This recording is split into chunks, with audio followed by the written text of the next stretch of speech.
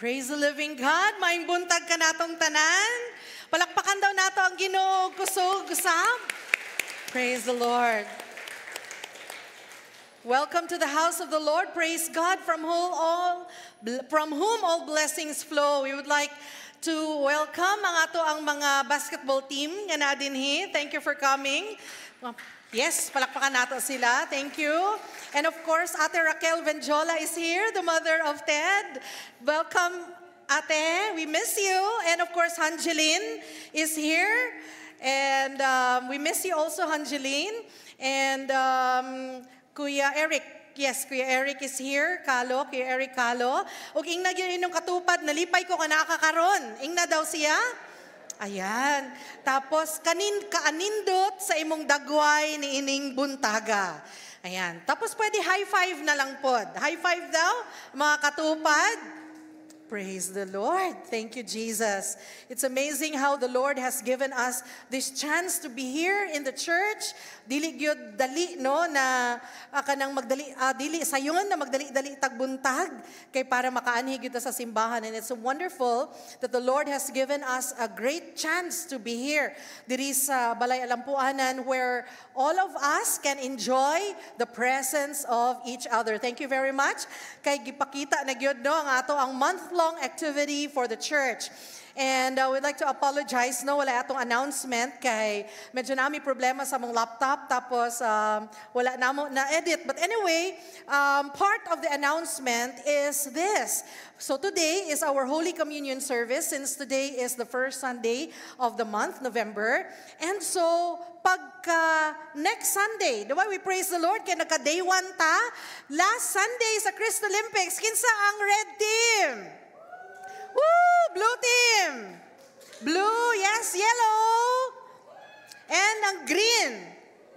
Uy, murag na ay wala pa'y team? How about you? Wala mo yung mga teams? Wala pa'y mga teams, Ma'am Angie. Wala pa daw sila yung mga teams.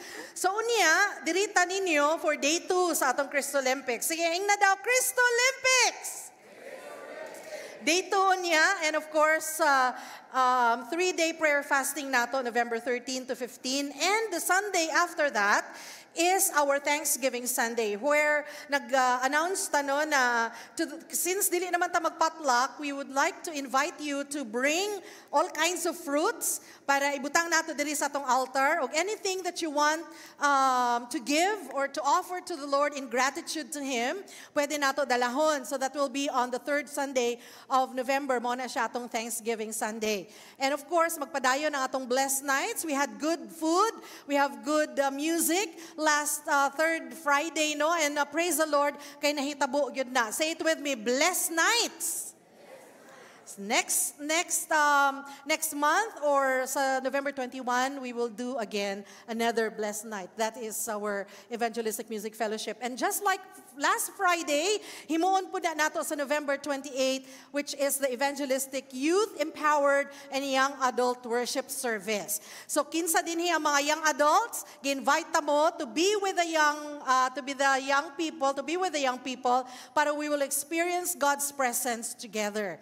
And of course, ang atong morning watch nagapadayon all days, Monday through Sunday, ang atong morning watch. Nga naman nakaingon ko na Sunday, because during 8 o'clock to 8:30, natay prayer time led by the Worda and the life group heads diri sa atong simbahan. At exactly 8 o'clock before ta mag 8:30 na service. So, praise the Lord, praise God from whom all blessings flow. Palakpakan nato usab atong Ginoo. And my topic now is growing deeper roots in Christ. Growing deeper roots in Christ. And let me just borrow the acronym of our church, the name of our church. We are Church of God, and we are COG.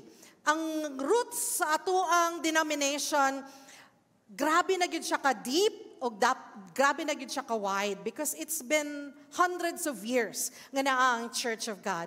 And actually I will not be talking about that, but I will just be using COG as I will elaborate, as I will emphasize to you, how do we grow deeper roots in Christ. And as we continue, may I ask everyone to stand in reverence to the word of the Lord.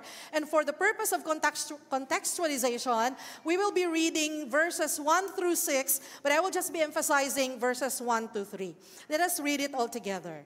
Blessed is the man who walks not in the counsel of the ungodly, nor stands in the path of sinners, nor sits in the seat of the scornful. But his delight is in the law of the Lord, and in his law he meditates day and night. He shall be like a tree planted by the rivers of water that brings forth its fruit in its season, whose leaf also shall not wither, and whatever he does shall prosper. The ungodly are not so, but are like the chaff which the wind drives away. Therefore, the ungodly shall not stand in the judgment, nor sinners in the congregation of the righteous. For the Lord knows the way of the righteous, but the way of the ungodly shall perish. Growing deeper roots in Christ, ang Psalm 1 is a wisdom psalm. Wisdom. Kung maingon tag wisdom, it is knowledge applied. So kaning Salmo, Kapitulo 1, versikulo 1 hangtod 6, nagahisgot gud ni siya, nga mao ni siya ang gateway to the Psalter. Nga ga-contrast ang way of the righteous and way of the wicked. It describes how the blessed life, the happy life, as one rooted deeply in God's Word. Before we continue, let us all pray. Our Heavenly Father, Jesus Christ, Holy Spirit, thank you for your presence in our midst this morning. What a privilege it is, O Lord, to stand before you. May the words of my mouth and the meditation of my heart will be acceptable into thy sight, O Lord God, my Redeemer. Lord Jesus, even I ask, O Lord, for clarity upon the congregation right now. And even as you speak to me the very words, O God, I pray that you will convict the hearts of those who will be listening to your word, O God. And let the words, O Lord, be dictated from you, O God. And maulang na siya pwede ang akong masulti, ug maurang na ang akong isulti, Ginoong Dios. Let everything, O Lord, that will honor you, O God, be placed in your altar right now. Holy Spirit, will you please bring peace and understanding and comfort upon our hearts. Thank you in Jesus' name. Amen. Please sit down. Hallelujah. Daghan na tag mga unos nga na agian. And daghan na po tag bagyo nga naagian. So, look at this image of a tree. This is the image of a tree with deeper roots after a storm. So, ang wind, of course, nakabalo na ta kung bagyo gani, kusog ang hangin. Kusog ang ulan. Kung kusog ang ulan, dili lang magbaha, kung dili na ay tendency nga mutiwarik no ang mga kahoy. Yet some trees stood firm, such as this one. Why? Because their roots ran deep. So how about us? When life storms come, kung maagiantag mga bagyo ang atong kinabuhi, what keeps our faith standing tall? Are we standing tall or we wither? Today, God calls us to grow deeper roots in Christ. Today, God calls us to grow deeper roots in Christ and empowered by the Holy Spirit. Kaganina sa video, nakita nato ang difference between a fern, F-E-R-N, kanang murag sagbot bitaw nga ingana, nga paspas kaayo mo tubo, and the bamboo. Some type of bamboo has this rooting system. For years of planning, 5 years, no, kung magtanom ka o usa ka bamboo sa ilalom sa yuta or gagmay seedling or whatever, what have you, 5 years, wala kay makita nga nag-sprout. Wala kay makita nga niturok. For 5 years, for 5 long years, makita nimo na uga man gihapon. Naagihapon sa ilalom, wala may ni patigbabaw na stalk or stem for that matter. 5 years you see nothing. It seems lifeless. But you know what? Beneath that surface, roots are spreading deep and wide. Roots are spreading deep and wide. And kung i-imagine ninyo, ang 5 years nga nag-spread siya roots deep and wide, makita siguro nimo layo na siguro siya kaayo. Lapad na kaayo, ug dagko na kaayo ang iyang mga ugat. Then on the 5th year, kay tungod 5 years, wala kay makita ang sprout. On the 5th year, mugawas ang gamay na sprout. And for several weeks, gamay lang na weeks, it would grow as fast as 60 to 100 feet. The Spirit may be working unseen in your life today.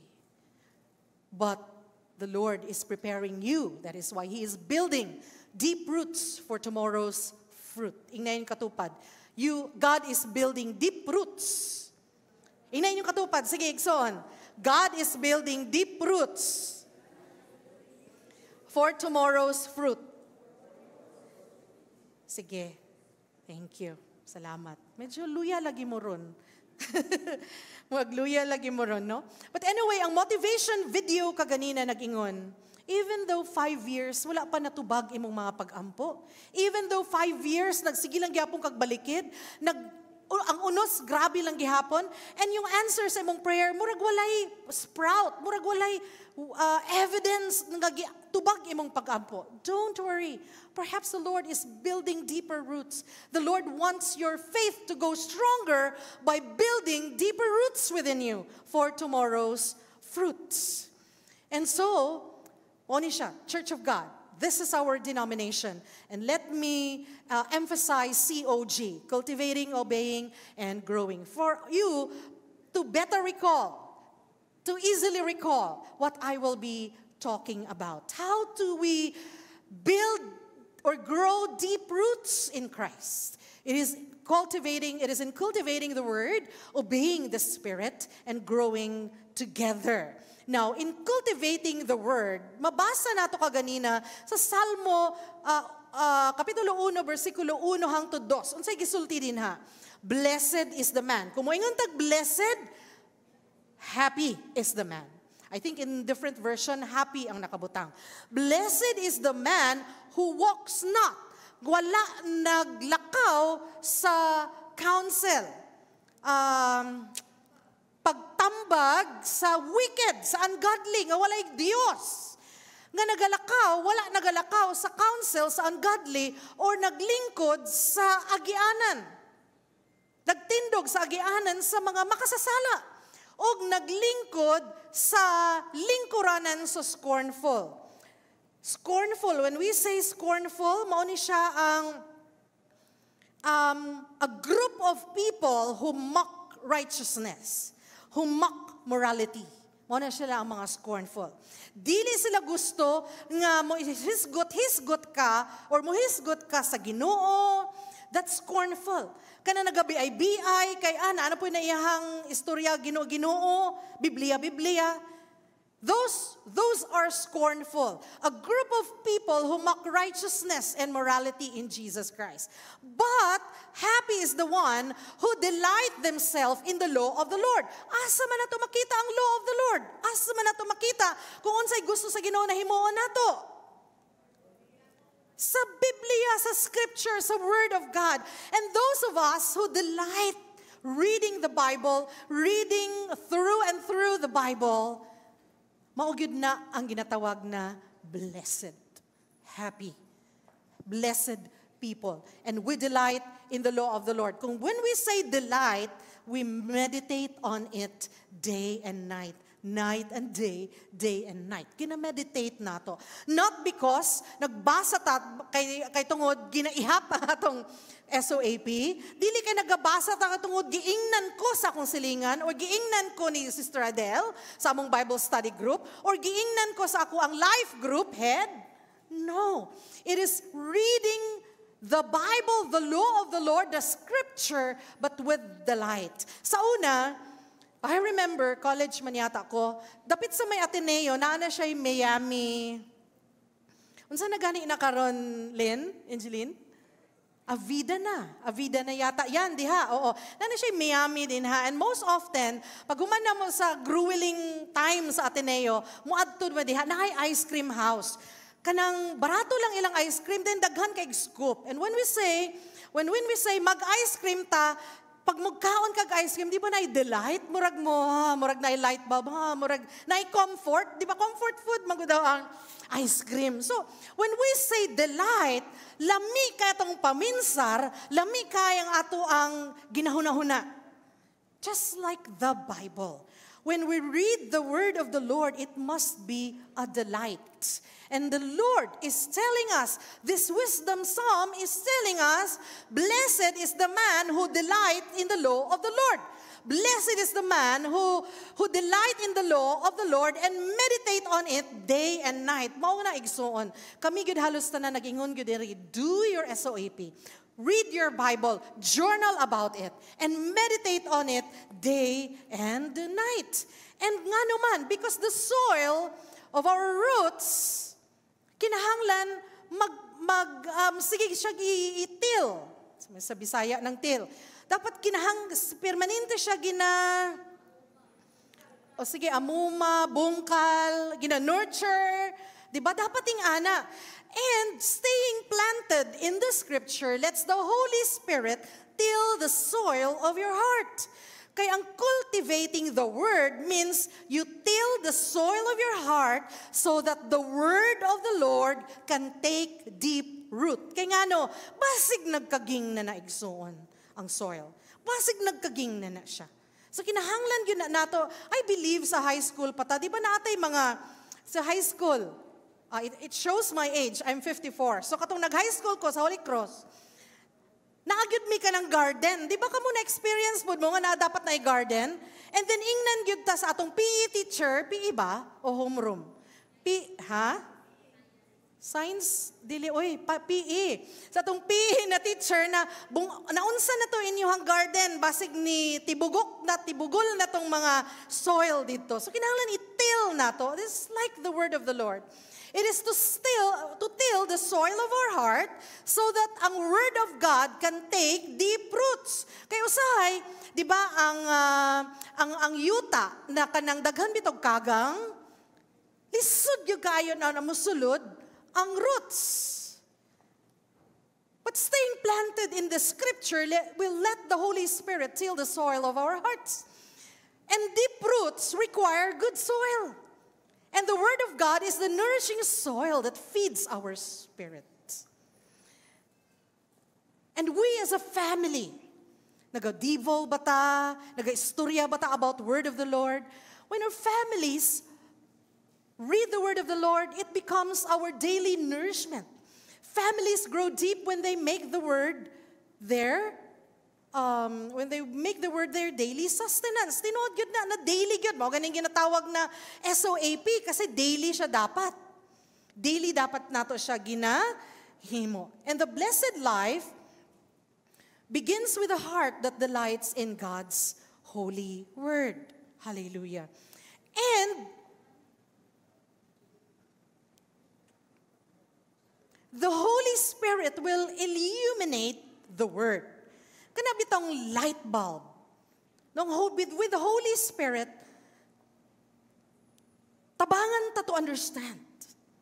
Kung unsay gisulti sa Biblia, He takes what we read and turns it into a revelation. Because without the Holy Spirit, ang Biblia will just be information. Say it with me, information. Musugot bataana nga pabasahon lang tag Biblia for information, mura lang siya og newspaper. Di naman usong newspaper karon no? Kay digital naman. But still, musugot bata na we will just be reading the Bible because naalay information nga imong makuha din ha? Without the Holy Spirit, ang ana ang mahitabo. But with the Holy Spirit, the Bible becomes transformation. Say it with me, transformation. Because the spirit of wisdom turn scripture into spiritual nourishment. Ug ba na igsoon, if you don't have a Bible, pagpalit. Mayon magud sila, mahal magud kayong Biblia, Ma'am Love. Yes, tinuod mahal. Pero mahal man gani kay atong Uniqlo, Mahal man gani kaya itong mga sapatos? Mahal man gani kaya itong gina-purchase sa Lazada? But the Bible, we cannot purchase. Minsan, Ma'am Love, may Bible app. Pero ang Bible app, tama, free man siya, pero usay, dili ka makahabutang og notes. Kinahanglan mo purchase gyud kag mga 500 yata or 550. But mga igsoon, let me just encourage you once again. Now, the spirit of wisdom, and this wisdom psalm is telling us that when we have the Holy Spirit, we will be like a stream planted in the rivers of water because it will turn the scripture into spiritual nourishment. And unsa atong application, mo ang ginaingon gyud namo permanente mga igsoon. Have a word moment. Ingnaing katupad. Pag soap igsoon. Sige na, ingna, tutuki daw sila. Ayaw ka ng anak lang. Pag soap diya igsoon. Tutuki gyud. Ingna, sige. Pag soap igsoon. O sige, ayaw pagduko din ha. Pag ingon, mapag soap igsoon. Dali lang kaayo mag-soap, igsoon. Magbasa ka sa Biblia, get one verse there, and at the same time, o na akong ginaingon daily office, one verse i-share, i-discuss, and you pray over together. Igsoon, listen very carefully now. Ayaw ipalampas ni akong giingon. Ayaw gyud ipalampas ni igsoon. We will never know what will happen to us. Ugma, unya, wala ta kabalo. Atakihon ta permanente sa Satanas. Unsa man atong pambato? Kung dili ta mag-word moment every day, mag-soap o mag-daily office. Igsoon, soap, makatabang yun na. Sa mga bago, unsay bot pasabot sa soap? Scripture, observation, application, and prayer. Ang daily office, nga nang gina-emphasize gid nako ang daily office, because usa lang ni siya kagamay na verse, imo siyang i-meditate, i-reflect, and then maminaw sa Ginoo, sa spirit, kung unsa ang ginaingon sa imuha, particularly sa imuha, and then you pray over it for 2 minutes. Ang soap, magod yung medyo dako, medyo taas. Pero kung may daily office, kanang gamay lang. 2 minutes. Di ba mag-break time ta sa eskwelahan or sa trabahoan? Tagaan man tag 30 minutes or 1 hour mag-lunch. The Lord is just asking 2 minutes. Ngayon po ang mga kauban ako sa pastoral team, unsa may masulat na ko anang 2 minutes. It doesn't matter.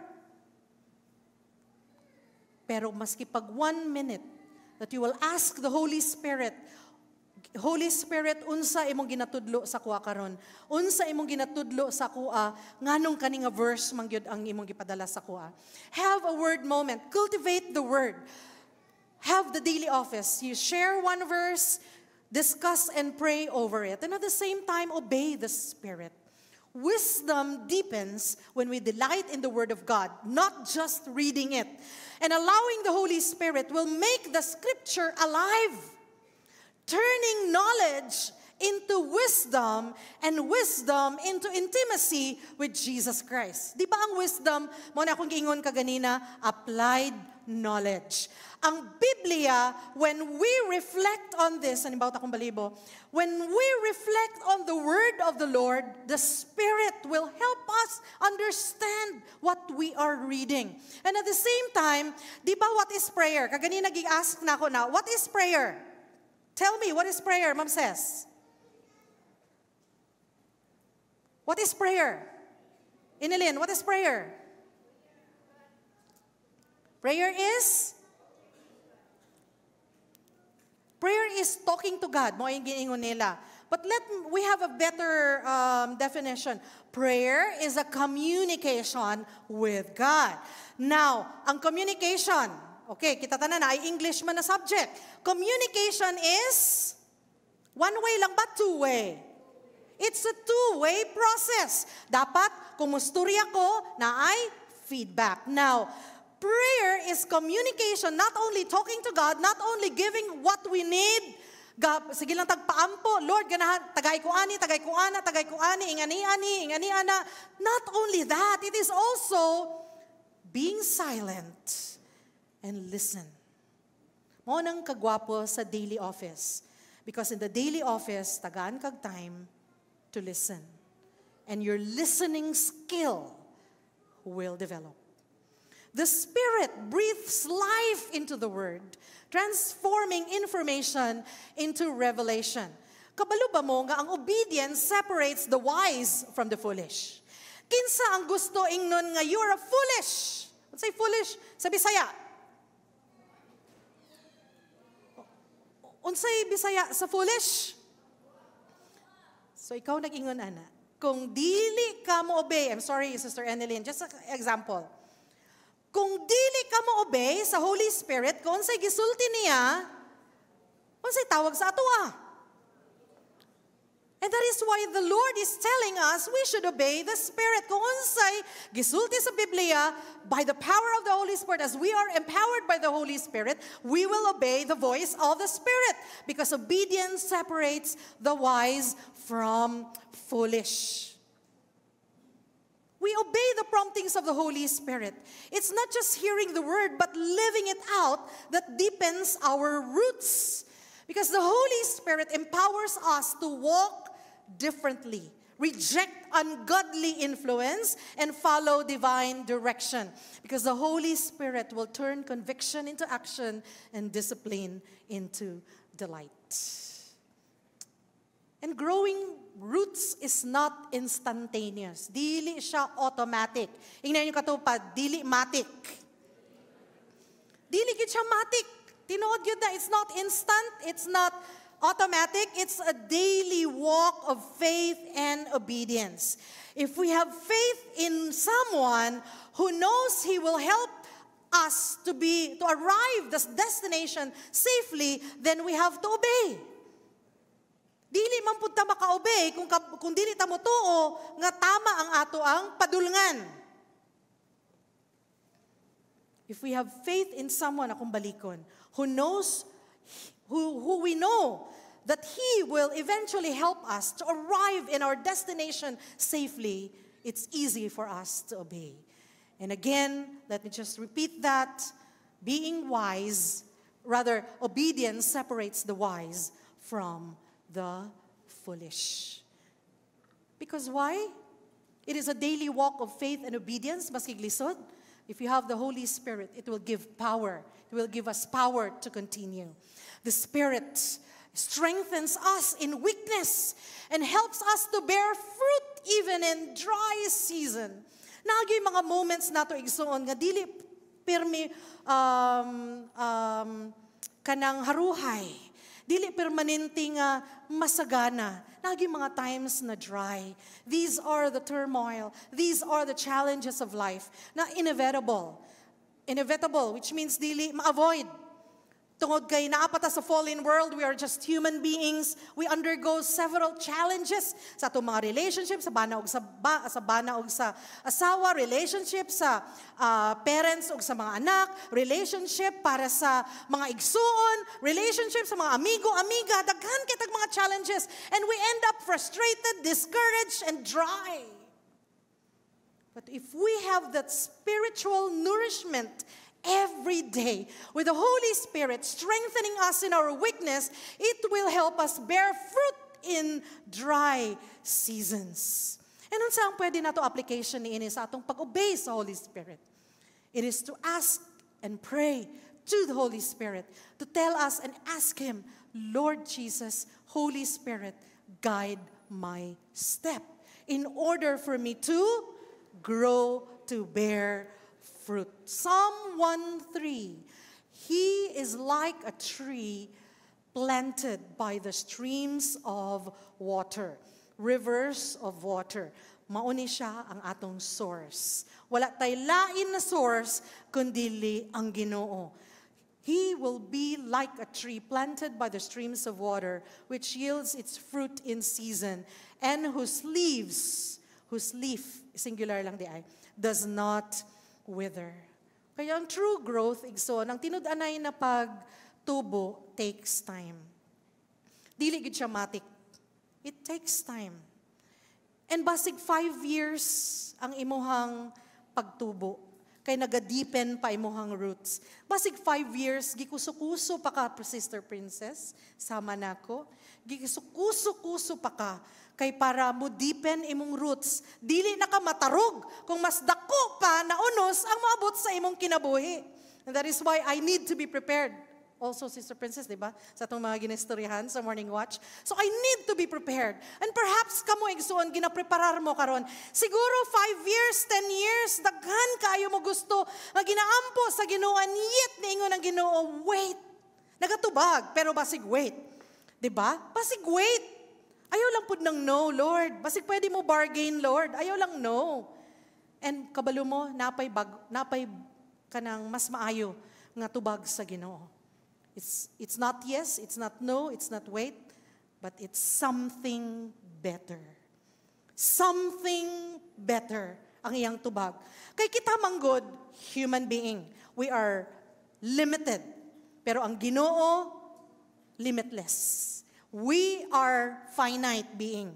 Pero ang Ginoo is infinite. So He knows our future. He knows what's the ins and outs of our inner life. Kabalo po siya kung sa atong ugma. So therefore, kung unsa man imuhang ginaampo, dili lang siya mo say yes. Moingon na lang siya. Iyang tubag is something better. So mas gusto na ninyo? Something better. True growth takes time. Unseen seasons of spiritual rooting lead to visible fruit later. Because the Spirit waters our roots so that Christ's character will bloom in our life. So nga na gani usahay, ipaabot gyud ta sa point na walang-wala ta. Masukamod gyud ta na our face is on the ground para there's no way but to look up. Ongoing dependence on God. Do you think kaya nimo? Anong dili man ta mo pray? Anong di man ta mo pray? Abi nato, kaya nato. Dili nato kaya igsoon. Abi nato, na tungod kay naatay trabaho na stable, kaya na nato, nga dili mo pray, kaya na nato, nga dili mo rely sa Word of God, kaya na nato na dili mo rely sa Holy Spirit. Abi nato, kay gwapo kayo ang atong negosyo, daghan kayo ginahatag sa atuan na mga customers, kaya na nimo? No, dili nato kaya igsoon.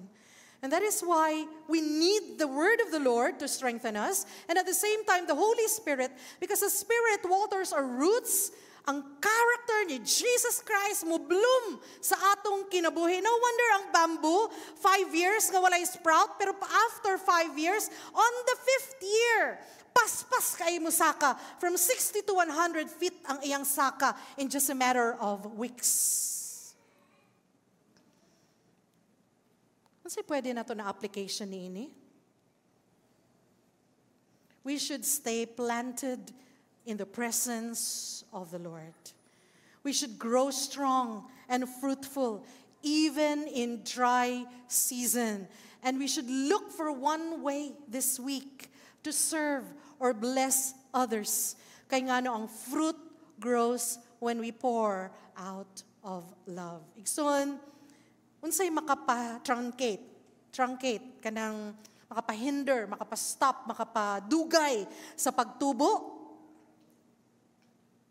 Sin, unforgiveness, and if you are not doing life with love. Look for one way this week to serve or bless others, because fruit grows when we pour out of love. So ang pangutana kaganina, when life storms come, what keeps your feet standing tall? Kung daghag problema, daghag mga circumstansya nga dili nato gina-expect, what if daghan kaayog mga sagabal sa atong mga plano? Daghan kaayog mga storms ni abot. Nga ang mahitabo, magsige na lang taghilak, magsige na lang yangungo sa Ginoo. And when life storms come, what keeps our faith standing tall. Or maybe, mawad-an na ta og paglaom og pagtuo sa Ginoo. Di lang ta makabayad og tuition fee, di na ta mo simba. Di lang ta makabayad sa tubig, di na ta mo simba. Di man ka tinuod na Ginoo. Kinsay naging unsay mo nga dili tinuod ang Ginoo? The Lord is real and we are serving a one true God. Hallelujah. And His name is Yahweh. Hallelujah. So kung ang storm sa life mo abot, kusog kayo, what keeps our faith standing tall? It is the Word of God, and it will keep us from growing deeper roots in Jesus Christ. And the Lord is telling us, God is calling us to grow deeper roots in Christ, empowered by the Holy Spirit. Because the Holy Spirit, so listen very carefully, the Holy Spirit is the gardener of our souls. Sa isa na ko, I think 3 weeks ago, ang akong sermon is, kung ang atong lawas magtanaw permanente sa Holy Spirit, then our spirit will be aligned with Jesus. Kay ang Holy Spirit nagadwell lang sa atong spirit. Now, the Holy Spirit is the gardener of our souls. The Holy Spirit softens the soil through the Word. And the Holy Spirit strengthens our obedience through His power. When you obey, it increases your capacity to obey. But when you disobey, it increases your capacity to disobey. Muna kung mag-obey ta, maski kinsa authority sa Biblia, sa naigiingon sa ato na makapaayo sa ato, when we obey that, magsige na ta og obey. Muna akong buot pasabot. It increases your capacity to obey. But when the moment you disobey, it increases your capacity to disobey. No wonder ang mga tao na dili mo tuo, full of unbelief sa Word of God, o dili naga-obey, they will continue to disobey. But the Holy Spirit, if we have the Holy Spirit, it strengthens our obedience, pinaagi sa iyang power. And it also sustains our growth to produce lasting fruits. And let me mention to you Pastor Benny Ho, leadership mentor sa IDMC. Ingon siya, the Word gives us foundation. The Spirit gives us fire. One without the other leads to imbalance, but together they bring life and transformation. Amen ba? Amen ba? Amen ba diya sa likod? Hallelujah. Because the Word without the Spirit dries up, but the Spirit without the Word blows up. But when you have both the Holy Spirit and the Word, you grow up. If we have the Spirit and the Word, we grow up. Shall we all stand? And I want all of us to take the hand of your seatmates. And I want all of us, near or far, nasa duol, nasa tunga, o nasa likod, please take the hand of somebody near you. Sige, Ate During. Sige po. Okay. And let us pray this prayer. Prayer to the Holy Spirit. I believe the Holy Spirit will love this when we pray this prayer. Shall we pray this? Holy Spirit, let's pray it all together. Holy Spirit,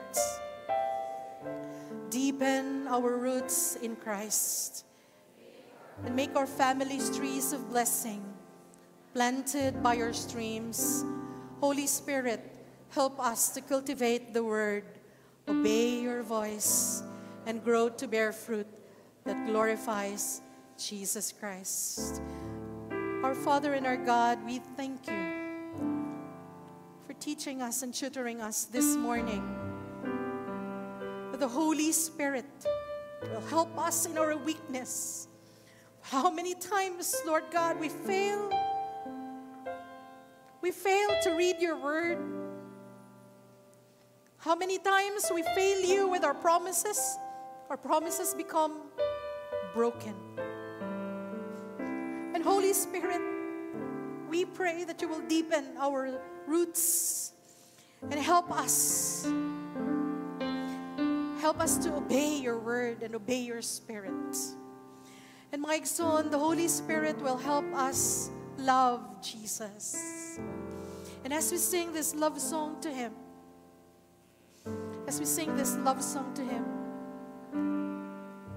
I want you to come and kneel before the altar, signifying that we love God. Na kung wala ang gugma sa Ginoo, we will go astray. But when we go astray, His love will reach us out. I want you to come as we sing that song.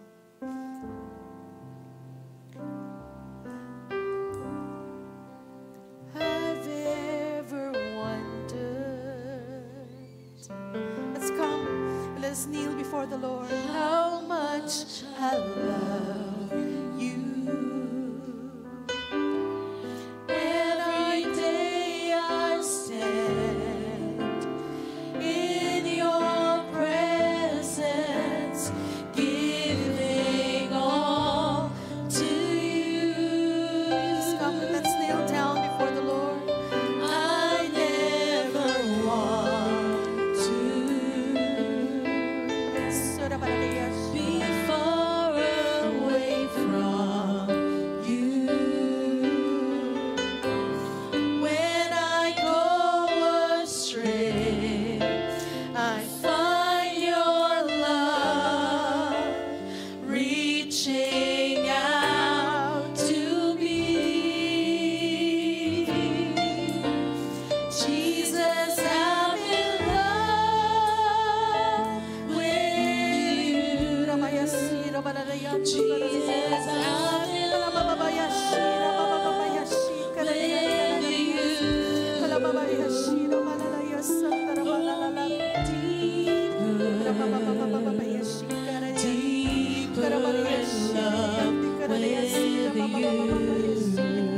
Lord, we love you so much, oh God. We love you, Lord. We love you, Jesus. Lord Jesus, we want more of you in our lives. More of you in our lives, Lord Jesus. More of you, oh God. More of you, Lord Jesus. More of you, oh God. Lord, we draw ourselves closer to you. Yes, Lord, draw us closer, closer, oh God. Take us deeper, oh God, and draw us closer, oh God. Draw us closer, oh Lord. I've ever wondered. I've ever wondered how much I love. Every day I stand in your presence, giving all to you. I never want to be far away from you. When I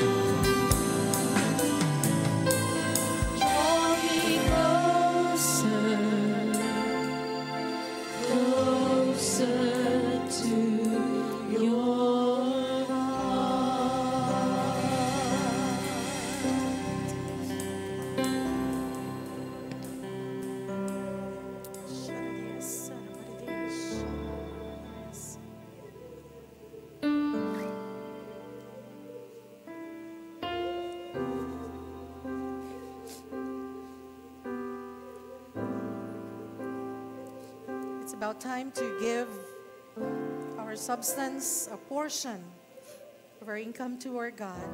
And let me just read to you Malachi 3, starting from verse 6 to verse 12.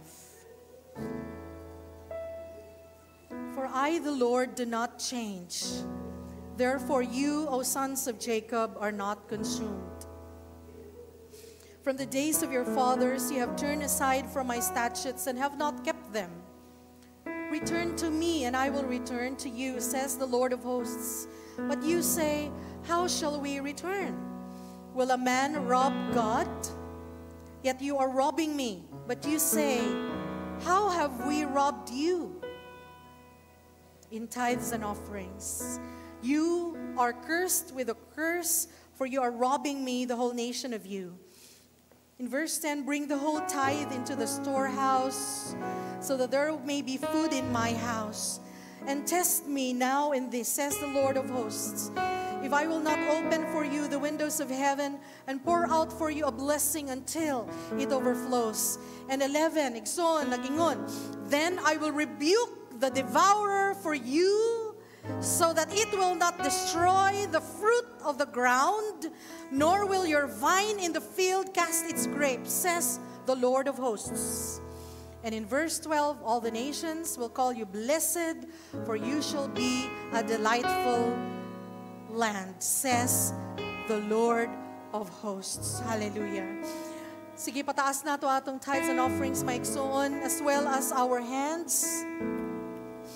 And let us just offer it to our God. Everything of us, everything that we have, we will offer it to God. Heavenly Father, Jesus Christ, the Son of the living God, and Holy Spirit, thank you, O Lord, for providing for us. Thank you for our jobs. Thank you for all the businesses, the profits that we have that you have allowed. Thank you for the projects, O God, that you have given upon us. Thank you even, O Lord, for destroying, O God, the devourer and rebuking the devourer. Aron dili ni siya makakaon sa among mga abot. Daghan yu kayong salamat.